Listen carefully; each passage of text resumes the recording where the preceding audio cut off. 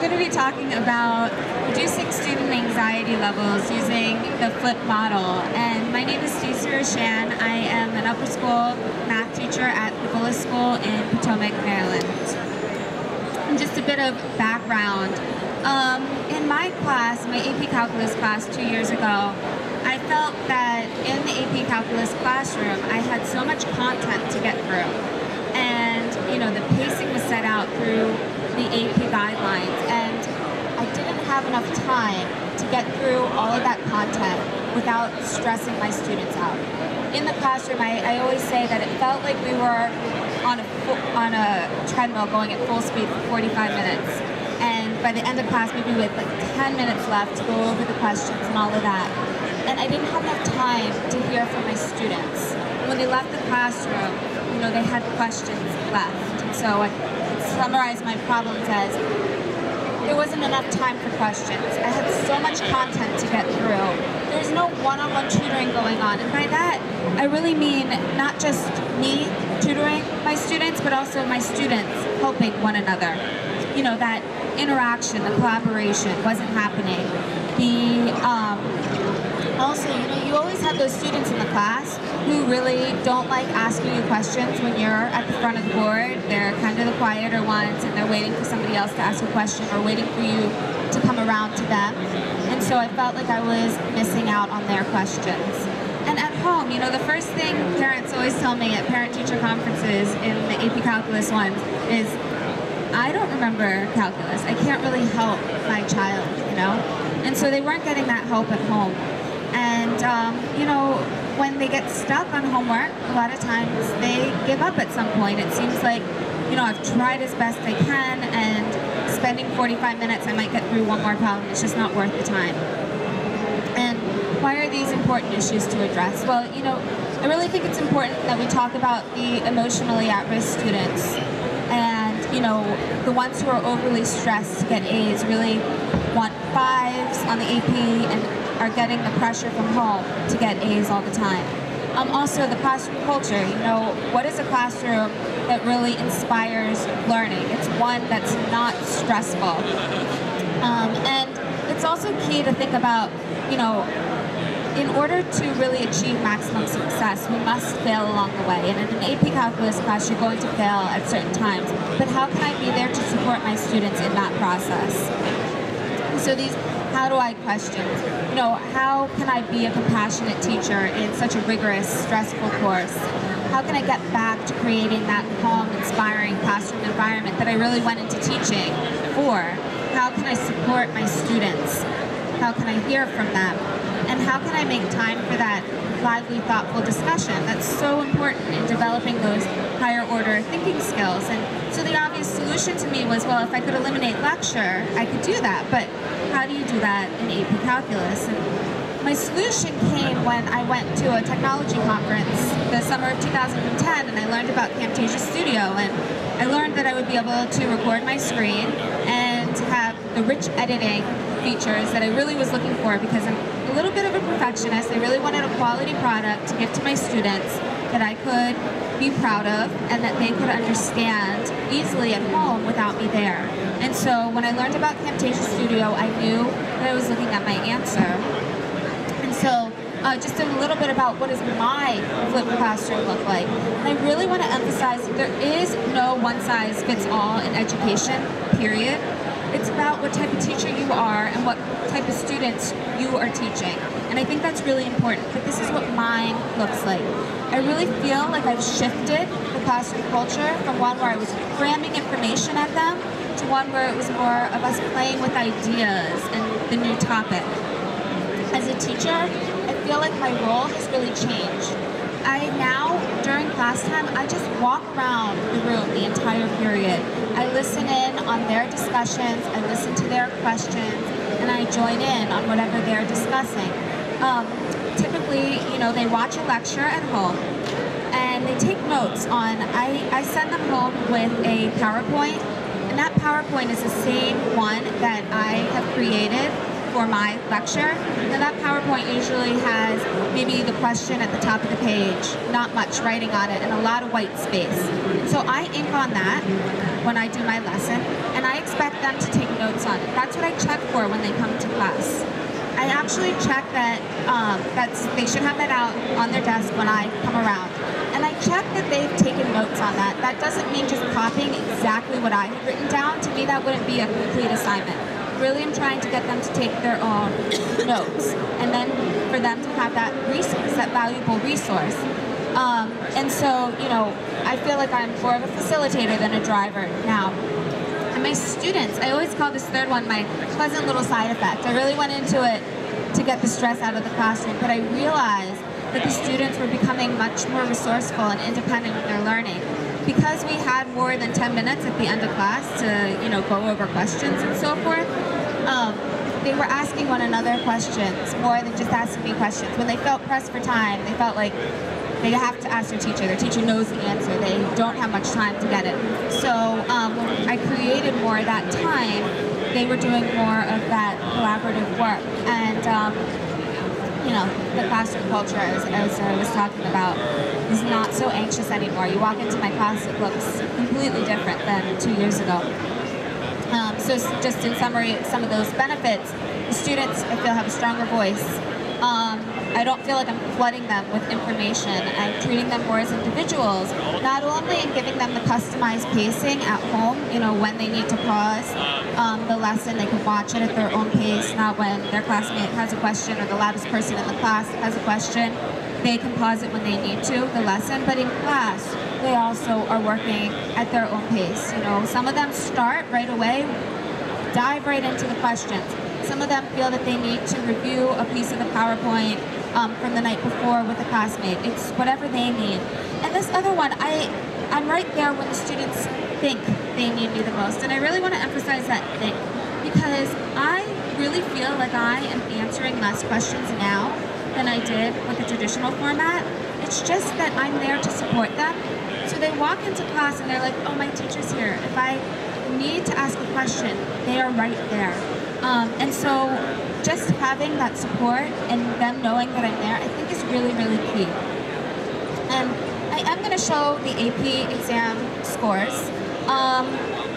You know, this is one of my least favorite slides actually, but something that, you know, probably most people really want to look at. I am in an independent school. My average class size is around 15 or less. And so this is not at all a statistically significant sample. So anyway, before I flipped, you can see that I had 1, 2, 3, 4, and 5s. I had mainly 3, 4s, and 5s. And typically, colleges accept a 4 and a 5, or a 3, 4, and a 5, depending on where they go. And you can see after I flipped, all my 1s and 2s dropped. And so I had mainly 4s and 5s. I had just a couple of 3s. And if you look at the average score, it increased by nearly half a point, which was pretty great. You know, I was very, very happy with this. I can't say I'm not happy with this, but again, my primary result was not the AP scores, it was that anxiety level which went way down, and that to me was the biggest measure of success that I could have. The students were becoming more resourceful, they were more independent in their learning, they were becoming responsible for their time, and there was also this peer-to-peer teaching going on, which I'm going to talk about in a second. But you know, my students, just in general, when you walk in the classroom, it feels so much more relaxed, and I really feel like my students are happier, and that makes me such a happier teacher. And so I said I would touch on this peer-to-peer instruction and what to do with past time once you flipped. I feel like I have 1.5 times the amount of time that I had before I flipped, which is pretty significant. And this year I really played with the idea of students creating content. And so I had a class set of iPads, and I used the ScreenShot app, which is also a TechSmith product, it's free. And I had my students create some videos. And what I typically did was I put them in charge of test reviews. So instead of me going over, you know, all the problems that were on the review sheet, I had the students choose which problem they wanted to become a master of, and then they could ask me questions if they had any. And then we made a resource of them, and we posted them all, and then the students went on the website and they just looked through the answers there, whatever they needed, instead of me having to go over all the answers. And we also did this for, at the end of the year, we also made some of old AP problems, so the ones that the College Board has put out. And so I now have this nice library of some of the student-created content that I'm going to use for the students next year. Instead of me having to go over them at the beginning, I'll have this resource for my students next year. So pretty excited about that. And as I said, I just feel like the classroom culture has shifted a lot. The independent, student-centered learning environment, the students treated as individuals, and I really get to know them so much more personally. The students taking ownership for their learning, and really the teacher's role in the classroom shifts a bit. And you get back to that supportive, calm, inspiring classroom environment where learning truly happens, and that's what I went out for. And you know, one more thing I just want to say, a lot of times I talk to people and they say, well, technology feels so automated to me. And I would say exactly the opposite. I think that this really brought compassion back into my classroom. I am able to be that nurturing teacher I wanted to be and get to know my students as individuals, get around to each of them on a daily basis and see what's going on with them. And I'm just going to throw this up there. At the end of the year, I did a big student satisfaction survey, and these are some of their direct quotes. I'm not going to read it all to you, but I will kind of point out what I bolded. One of the things that a student said was, you know, that we get to work at our own pace, but also I almost forgot what it was like to be able to work with classmates, to do math problems, because I was always doing them at home on my own. And, you know, that is pretty powerful in and of itself. It takes a lot of the stress out of weeknights. It has helped me manage my time. And so all of these things just reflected exactly what I was going out for. And if I had to give some ending words of advice, if you want to flip your class, I would say, you know, be organized, consistent, and prepared going into it. I laid out my expectations very clearly on the first day of class, what class would look like. At parent-teacher conferences, I explained to the parents why I wanted to do what I was doing, what class would look like, and I was consistent the whole way through. So my students, you know, were confident in what I was doing. And also, in teaching, you always have to be yourself. This is a style that works for me. This is my teaching style, and I think that as teachers, we really need to embrace our teaching style and what works for us, and you can customize it to yourself. And you know, as I said, I think quality really matters in this. Again, the students are going to be going home and learning it on their own, and to really help them become independent learners, that quality really matters, and Camtasia Studio can really make that possible. And I have a couple more slides, but I just wanted to throw this up here. If you're interested in seeing any of my video lectures, I have them all on my personal blog. There's an About Me tab. My personal blog is techiemusings.wordpress.com, and there's an About section, and that has my contact information and also all my video lectures up there. So I'll just leave this up for a second. I have a couple more slides afterwards.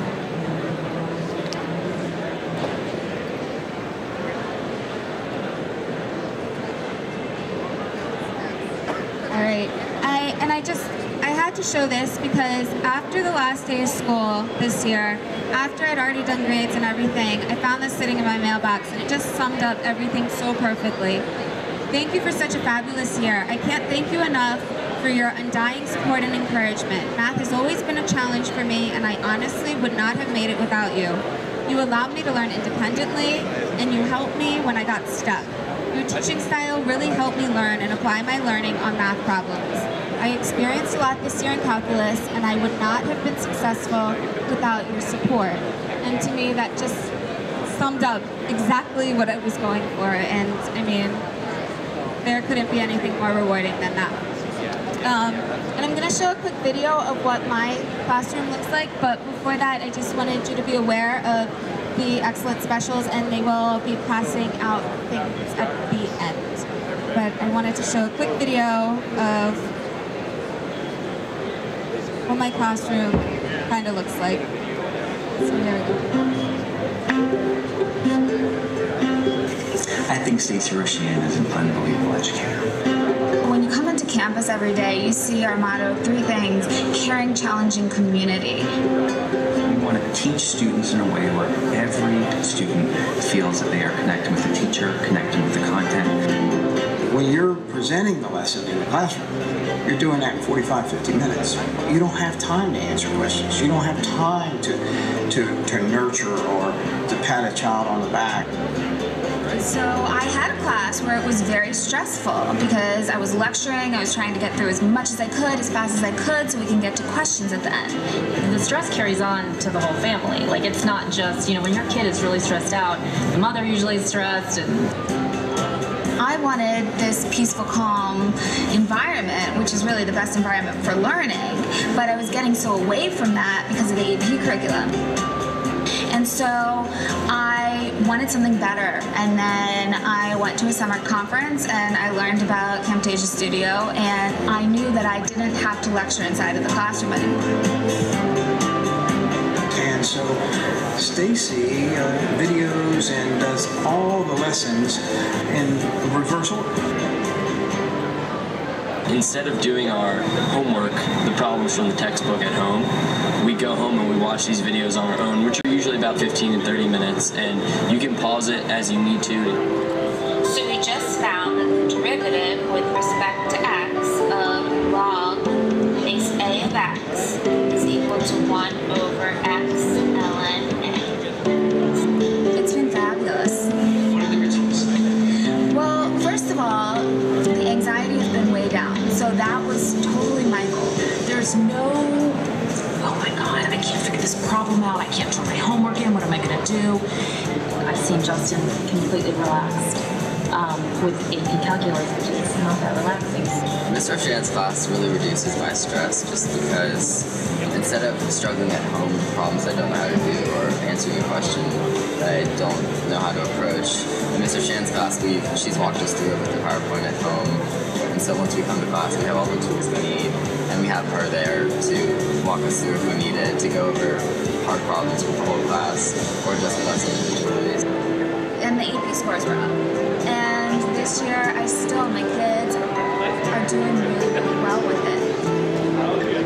I love the way my class runs now. To me, providing my students with the optimum classroom environment is so important to me, and now that I've found a better way of doing it, I couldn't go back.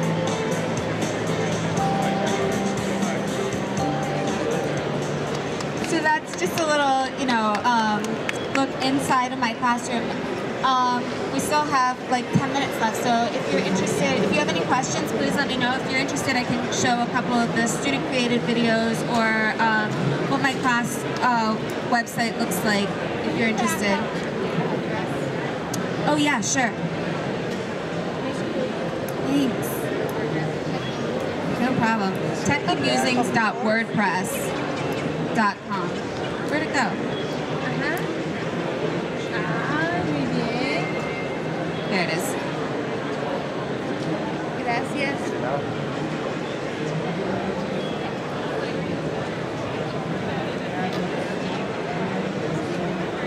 Does anybody else have questions? Are you interested in seeing the class website? Yes, okay. Did you get this? We use Haiku Learning Management System at our school, and so I put all the content there. I actually create a table of contents for my students, so it's really easy for them to navigate.